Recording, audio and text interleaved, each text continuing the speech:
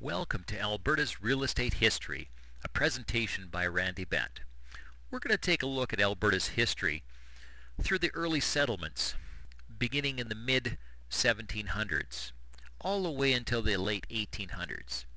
Then take a glimpse at what was happening in the First World War and continuing into the Great Depression, followed by the Second World War and how it affected the post-war era and the developments thereafter.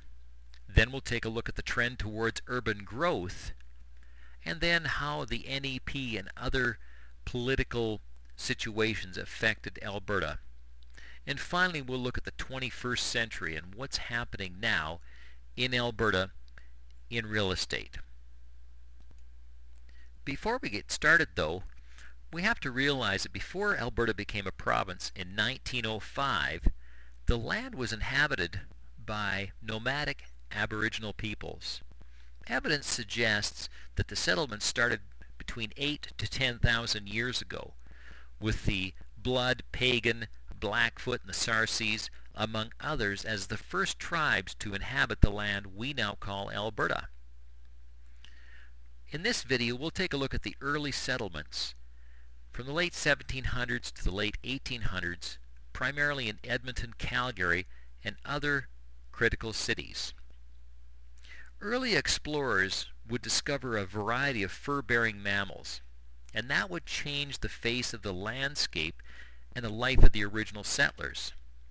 The Europeans came and started to build fur trading forts later on in the late 1700s. In 1788, Peter Pond built Fort Chipewyan along the Clearwater River, and in 1795, the Hudson's Bay Company built Edmonton House along the North Saskatchewan River. And up until the mid-1800s, many other wooden forts were built, such as Fort Chipewyan in the Athabasca area and the notorious Fort Whoop-Up near Lethbridge. The trade became so extensive that by 1821, the Hudson's Bay Company purchased the Northwest Company, and their two respective forts in the Edmonton area were joined. That prosperity facilitated the establishment of Fort Edmonton in 1871. However, that wasn't the only settlement in the area.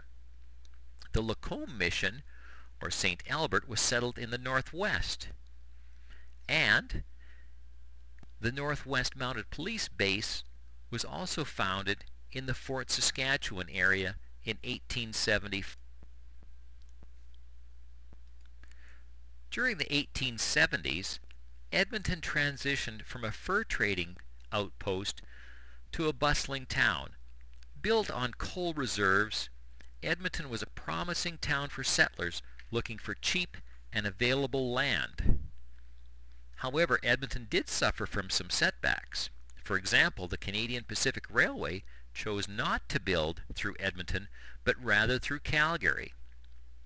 Nevertheless, Edmonton became officially recognized as a city in 1881.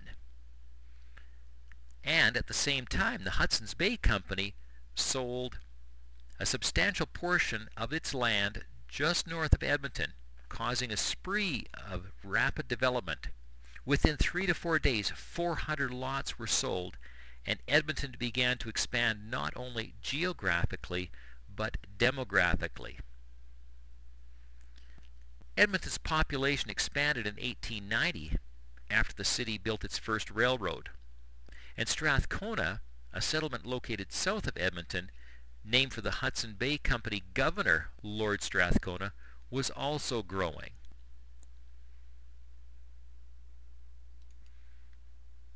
By the late 1800s, coal mines, sawmills, brickyards, flour mills, and breweries dotted Edmonton's riverbank, and Edmonton began the construction of a low-level bridge that began in 1897 and was completed in 1902.